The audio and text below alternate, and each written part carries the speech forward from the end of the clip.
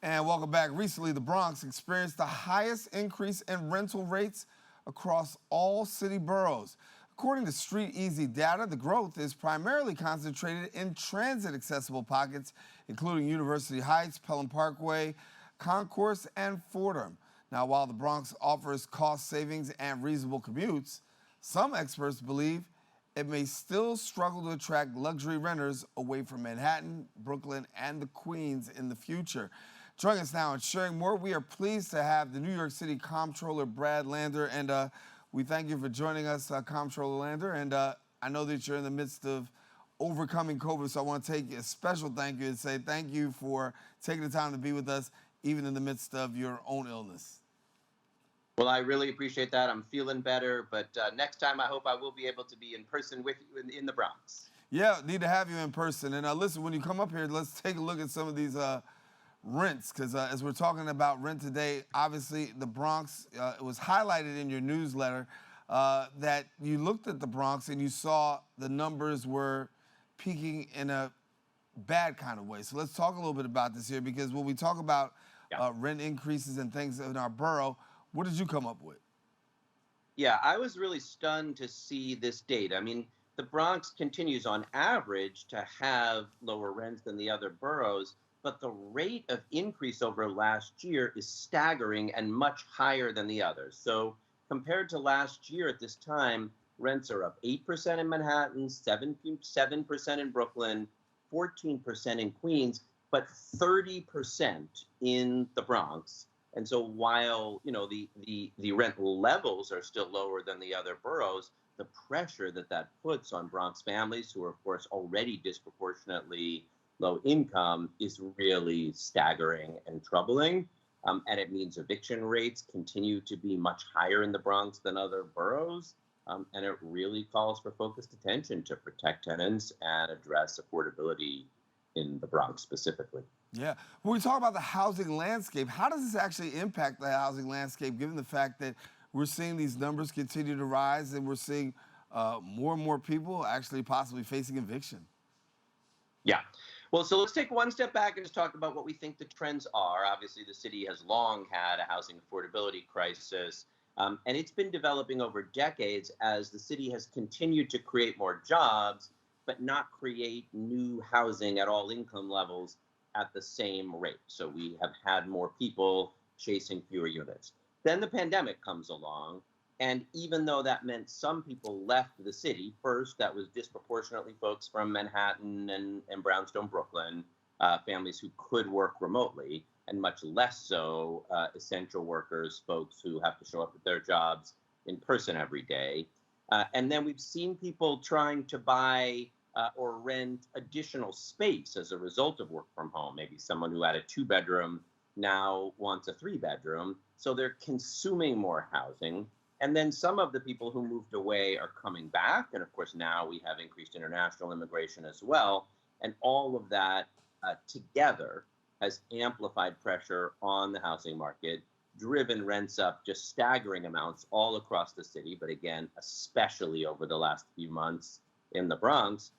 And what that means, unfortunately, is, look, if you're somebody who's just graduated from college or ready to start out on your own, got a job, you can't find a place you can afford. And about a third of young people are saying that they're staying home and living with their families. That includes my son, for what it's worth currently. But also what it means is that landlords bring increasing pressure on existing tenants. And that's why eviction rates, which were on pause during the pandemic, have gone steadily up in recent months. Not as high as they were right before the pandemic, but still reaching post-pandemic records. And that is especially concentrated in the Bronx. To give you one other statistic here, of the top 10 neighborhoods for eviction filings in New York City, the top 7 and 8 of the top 10 are in the Bronx. Yeah. Comptroller Lander, let me ask about what can we do here, given the fact that we see these numbers. The job is really, how do we stop this curve from happening and going even higher? What can the public do? What can elected officials do? Yeah, let's talk about both short-term solutions and long-term solutions.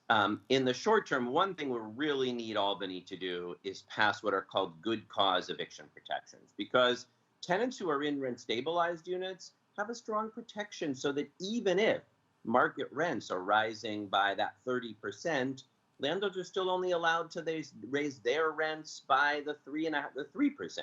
That's still a big increase if your income's not going up, but obviously, you can hopefully afford a 3% increase. You can't afford a 30% increase. That's only because we have rent regulations, but that only protects you if your unit is rent regulated, and a lot of smaller buildings are not. So Albany could extend tenant protections through this good cause eviction legislation that will protect thousands and thousands of Bronx families. So that's number one. Number two, we're supposed to be providing a lawyer right to counsel for every working class or low income tenant who's facing eviction in housing court. But we've fallen way behind. There's good legislation passed by Bronx Borough President Vanessa Gibson and Manhattan Borough President Mark Levine when they were the co-sponsors when they were in the city council. I was proud to support that legislation. It reduces evictions dramatically by as much as a third. Unfortunately, the courts are moving forward with evictions much faster than we're providing people the lawyers that the law is supposed to entitle them. So we have to either slow down eviction filings or speed up legal service provision to make sure tenants facing eviction have the lawyers they need to provide fair protection and connect them to resources. So those are the short-term solutions, good cause eviction and right to counsel. In the long term, we need to build more housing at a wide range of income levels. So there are more market rate units for people who can afford them so they don't push into the affordable units. But we also need to create a lot more affordable housing. We need to speed up the pace at which the city is deploying the affordable housing dollars we have. We need new vouchers from Albany to provide for affordable housing. And one thing that I would like to see is the city get back to what it used to do of not just developing affordable housing through for-profit developers building rental housing, but affordable cooperatives like Co-op City or amalgamated houses in the Bronx, what we sometimes call social housing, housing owned by cooperatives or nonprofit organizations that provide safe, decent, permanently affordable housing that can't be removed from the marketplace by speculative developers. So that's two short-term ideas and two long-term ideas, and we really need to implement them all with urgency. Yeah, stay right there for a minute, because when we talk to people, we hear constantly a tale of two cities, right? The haves and the have-nots. We look around and we do see a lot of new development, affordable housing, luxury housing, those things. Then you have on the other side people who are saying, listen, I live in a community where we see this luxury housing happening, but yet and still things aren't affordable for me. And, the rent isn't affordable for what I've got, and the rent of what you're trying to bring in isn't affordable. How do we get to the place where we can get that balance, if you will, and create a healthy balance so that way we can see this within our communities and create better communities? You're asking the exact right question, and it really is a paradox. I understand if you're a working class family in the Bronx and you see rents rising all around you and you see new market rate development going up, you don't think those new units are helping the affordable housing crisis. You think those units are gentrifying your neighborhood and diminishing opportunities for you and your neighbors. But the paradox is we really have to do both things. We do need more units overall in the market. Supply and demand is a part of what's going on here. And the lack of units we've created as more people have moved to and jobs have been created in the city is part of the problem. We need more market rate units, but we cannot expect working class and low income families, especially folks who have been in their neighborhoods a long time, just to embrace new market rate development, because theoretically over years, that will solve our affordable housing problem. That's why I believe step one is to provide those lawyers to make sure people have eviction defense and expand good cause eviction protections. Because if people don't fear getting pushed out of their neighborhoods, they've got a little more ability to welcome new housing. And then second, let's make sure that while some of that new housing is market rate, that some of it is like the next version of Co-op City or amalgamated houses, not owned by for-profit private developers, but owned cooperatively by Bronx working families themselves When you go to amalgamated houses, when you go to Parkchester, when you go to Co-op City, you see that you don't have to have a gentrified luxury neighborhood to have a solid neighborhood, that working class Bronx residents can have decent affordable housing in communities where they and their families can afford to live. And we can do both those things. We can both allow new market rate development and create new social housing, and grow the city in a way that continues to work for the diverse range of New Yorkers that make this place what it is. Give me an idea from your perspective as we look at the possibility of what rent rates can look like. What's that trajectory looking like right here in the borough of the Bronx and across the city? Yeah. I mean, look, if we don't change something, there's no reason that Bronx asking rents won't rise to where Queens and Brooklyn rents are, which unfortunately is, Bronx rents are still, a little above half of where asking rents in Brooklyn and Queens are. And the Bronx is a great place to live. And so if nothing else changes, if we don't put more tenant protections in place or create more units, then when young professionals, when people who have got that first job in Manhattan, they're, at a bank or a financial firm or a tech company, and they look around and say, where can I afford to live? If they're priced out of Brooklyn, if they're priced out of Queens, of course, they're going to look at the transit accessible neighborhoods in the Bronx, and that will continue to push Bronx rents up significantly. It may be that some of the Manhattan and Brooklyn neighborhoods are sort of, reaching a level past which people will pay. Bronx neighborhoods, to a lot of those families, unfortunately, look like a bargain. And that's why stronger tenant protections and more affordable housing creation is urgently needed. Yeah. We talk about the other boroughs, but the Bronx does do pretty well when it looks at certain things. One in particular, online, right? If we're looking online right now, the online traffic for Bronx rental listings going up. But as these numbers continue to go up, what does it tell us? Yeah, no, look, a lot of people have made the Bronx a great place to live, and this is the tragic irony of gentrification. You got people who lived through hard years, who have looked out for their neighbors, and helped contribute. They've opened restaurants. They, have a civic organization. They're doing that work to keep the streets safe through a violence interrupter program. All that work is so important. But, if what that means is somebody from outside the neighborhood who makes more money is willing to come in and pay higher rent and outcompete someone from the neighborhood, you'll see good online traffic. You'll see heavy rental demand. You'll see job creation. You'll see economic energy. Unfortunately, it will go along with the displacement of families who have long lived there. Again, it doesn't have to be that way.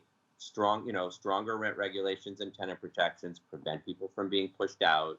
More housing at a wide range of income levels, including significant affordable housing, can make sure there's room for everyone. And again, there's just so many places in the Bronx. I mentioned Parkchester, Co-op City, and amalgamated houses, but there's many more. Folks who have shown you can build neighborhoods that people want to live in that remain affordable for working class Bronx families. Yeah. When we look at the future, I mean, a lot of people are concerned about gentrification. It's a very real conversation that's being had. And we've seen a lot of people who have actually suffered. There are some people who say, no, it's not gentrification, it's progression.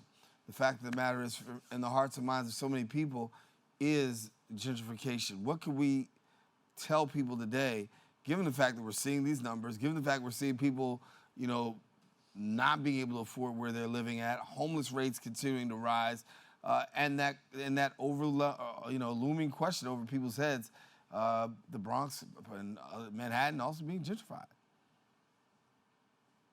Yeah, I guess what I think people should do is reach out to their elected officials and say, what are you doing to pass good cause eviction protections, and what are you doing to make sure right to counsel is in place for anybody facing eviction? Those are the two most significant things that will make sure Bronx families can stay in Bronx neighborhoods. That doesn't mean there wouldn't be new development and new gentrification gentrification around them to some extent. But, to me, the core problem with gentrification is displacement. People might not love some new building that they don't think looks like a traditional building in their neighborhood. They might not love a new business that they feel caters to somebody other than them. But both those things are way better than facing an eviction and getting displaced from your neighborhood because rising rents mean that your landlord is pushing you out of your home. So to me, the number one response is to make sure people can remain in their neighborhoods and don't get pushed out. And then the number two thing is to do everything we can to make sure as new development happens, it genuinely includes affordable housing. And again, not just affordable rental housing, but permanently affordable cooperative homeownership housing. So working class families who have long been members of Bronx communities could buy something, could put down roots, and be part of future generations of the Bronx story. Of course, there's going to be change. There's always change in our neighborhoods. The question is, how do we make sure people who have lived there for years or for generations can really be writers of that story? Yeah. Well, we know that developers are actually sinking money at astronomical numbers right here in the borough of the Bronx. A lot of people are looking around and saying, listen, we're seeing this happen, and it's real.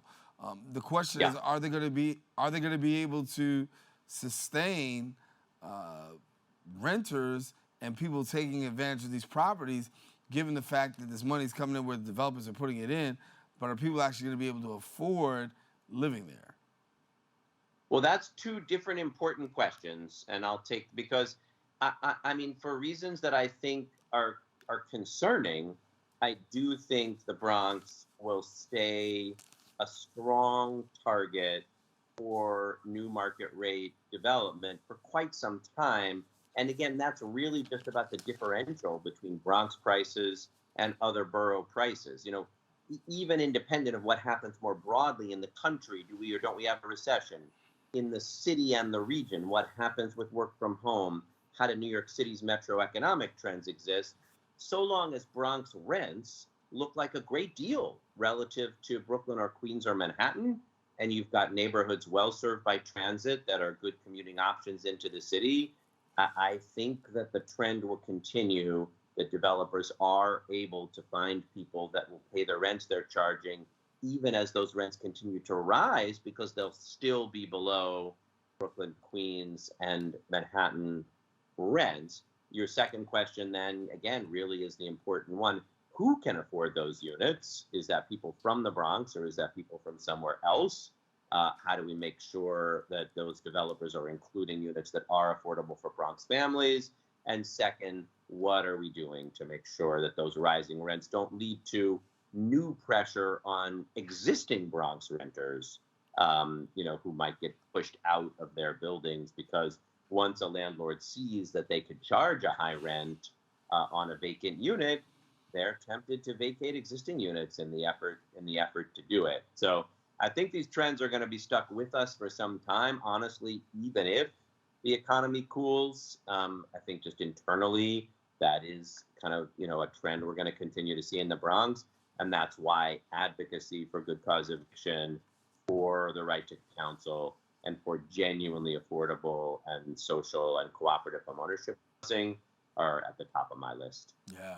If you're just joining us, talking with New York City Comptroller Brad Lander, and he's sharing a little bit about the economic newsletter that he put out, where it really highlighted some discrepancies and some real startling numbers and some alarming numbers, particularly for people in the borough of the Bronx when it comes to rent hikes, and where the trajectory is going right now. When you looked at that newsletter, you put that newsletter together, obviously you saw, and those are some pretty glaring statistics. Anything else stick out to you? Well, every month we're looking. First, I'll say I encourage people to sign up for our newsletter. Every month, it's a treasure trove of information, sometimes troubling, but sometimes encouraging. We're back to 99.8% of the jobs we had before the pandemic. So go to comptroller.nyc.gov and sign up for our monthly newsletter. You'll get a monthly update on how the national economy is doing and how it affects New York City, on how New York City's economy is doing, on job creation, on the housing market, on real estate markets. And then we try to break things out by borough whenever we see an interesting trend. I'll give you one that we saw a few months back. We looked at business loan, COVID interruption business loans. And in that case, we saw that Bronx businesses were badly underserved by those loans that, Manhattan businesses, but actually the other boroughs as well, just got more access to small business loans designed to help people keep open during COVID. We followed up with the Department of Small Business Services, and I'm pleased to say they've changed some of their policies and practices, so it should correct that in the future. But one thing we try to do in that newsletter, in addition to taking a citywide look, is to drill down to the borough level and where, boroughs in general, but the Bronx in particular, either aren't getting their fair share or are seeing a trend. Then we drill down and try to make sure, because we know the city can only be thriving when the Bronx is thriving. Yeah. And for people right now who want to get that economic newsletter, they go where to? Tell them where to go to. Thank you. So Comptroller, Comptroller, comptroller.nyc.gov.gov, and you can sign up for that monthly newsletter. And we don't deluge you with it. That newsletter comes once a month. And a lot of people tell me it's a really valuable way of learning some good, solid information about what's taking place economically in our city. Yeah, I want to just switch gears for a second. Talk to me a little bit about small business, because we know that a lot of them have been highly impacted after COVID. We can talk about the Yeah. Bronx. We can talk about New York City. What are we finding out? Are small businesses really getting back to where they used to be? Because we've seen a lot of doors shut because of COVID. Yeah, there's no doubt COVID was obviously devastating. And like I mentioned, that loan program didn't get quite fairly to all the neighborhoods it needed to. But there are some encouraging trends as well. Post COVID, a lot of new small businesses opened up. And this was much more in the outer boroughs than it was in Manhattan.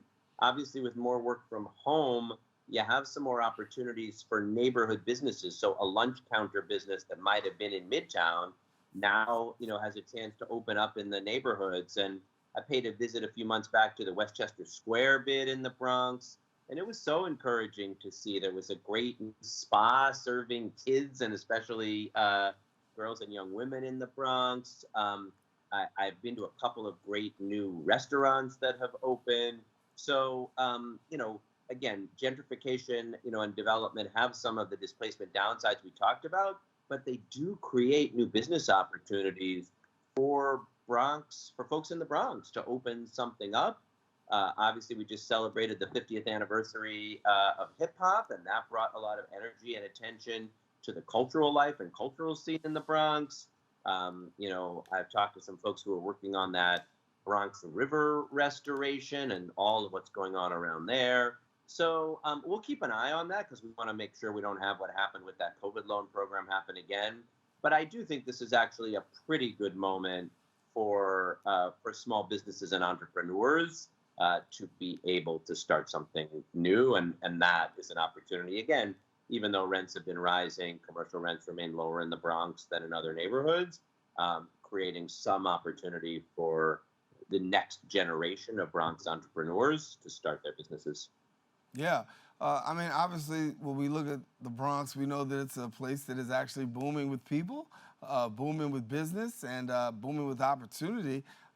We do have our set of challenges, but yet and still, a lot of upside right here in the borough of the Bronx. As we can tell, as we said just a little while ago, developers are pouring a lot of money right here into the borough. As we forecast going forward in the future, what are some things that we should be paying attention to from your perspective? Yeah. So every month, we've been keeping an eye on these questions of recession and inflation. Those are sort of the biggest picture questions.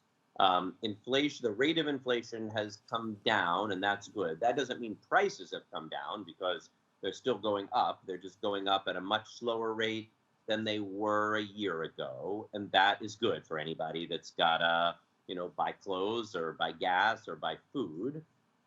We couldn't sustain the rates we were having.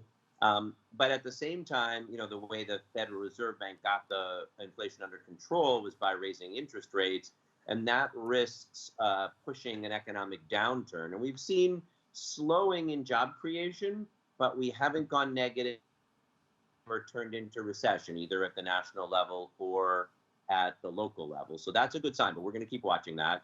An area where there's been a lot of economic growth is in healthcare and social assistance. That's obviously a significant industry in the Bronx with the Montefiore Network and many others as well. So that means at least that there's job opportunities. Now that we need to push to make sure those are good job opportunities. So I was really encouraged that New York State nurses, NYSNA, were able to, after some strikes, win significant pay raises, both at their private hospitals and their public ones. There's a lot of issues like that, pay parity for childcare workers. If people, we're seeing some of these labor actions and strikes around the country, but, that's not just the writers or the actors or the auto workers. We need to make sure that daycare workers and healthcare workers and home care workers are also receiving the kinds of increases that they need to get by. So all of those things are things we'll keep watching. Yeah, a lot of things to keep watch of, and as we go throughout the course of the end of this year, we'll be keeping our eyes focused, especially as we talk about the rents and the increasing rents. What is your office? When we talk about your office, what does your office hear a lot of, particularly from city residents? What's some of the top things on the list that you get? Yeah. So, I mean, our office, well, if I'm asking people what are the biggest issues they're facing, affordable housing is like numbers 1, 2, 3, 4, and 5. I have to say, like, I can't afford the rent. My kids can't afford a place to live. That's the biggest. Affordability issues more generally, if then you include childcare, healthcare, student debt. How do we make it just feasible for a working class family to afford the cost of living incomes may have gone up just a little bit, wages a little bit, but all those other costs are going up more. So how do we confront affordability? Those are certainly the big issues that I hear. And then, of course, because I'm the comptroller, people are asking, how do we make city government work better? It feels like we're spending a lot of money on these things, but I don't know if we're getting better services.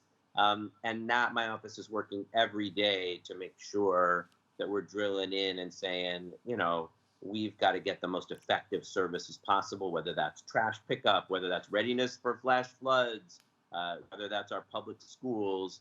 And we know we're facing some budget challenges as we move forward into the out years, but we can't balance our budget on the backs of the services that working class and middle class New Yorkers rely on. Yeah, well, we want to let you know, we thank you, Comptroller Lander, for coming and being with us. A lot that we talked about today. As always, love to have you back. We can continue to break down some things, and you give us some insight to let us know how we're faring as a borough and what we need to know across New York City. So thanks for being with us. Thank you so much for the invitation. We'll keep the newsletters coming, and I look really forward to being with you in person in the Bronx very soon. Yes, sir. We do look forward to seeing you. As we say, get well soon, and hopefully we'll get a chance to see you in person real soon. Letting you know we're taking a quick break, but guess what? We've got more here on the Social Justice Forums right after this.